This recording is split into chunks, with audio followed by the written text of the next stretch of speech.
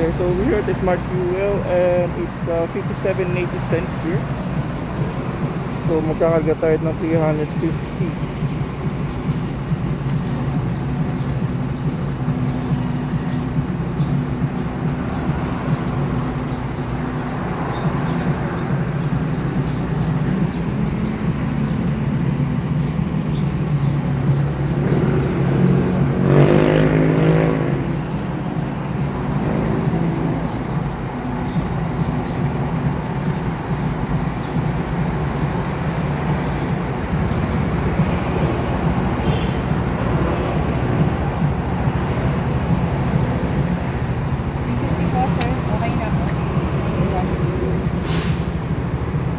So ano siya, 6 point...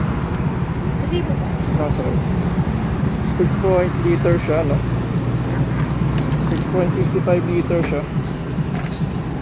Ayan. So nakapagpagay na tayo sa Smart Fuel. So far okay naman dito. So din yung ginamit yung gas ng kata ng kabili. Okay, so yun na siya. So, kanina 1 bar lang siya. So additional ng 4 bar. Ayan na, 4 bar siya. Medyo tanghali na yata tayo. So 6:58 in the morning at July 16 po, no?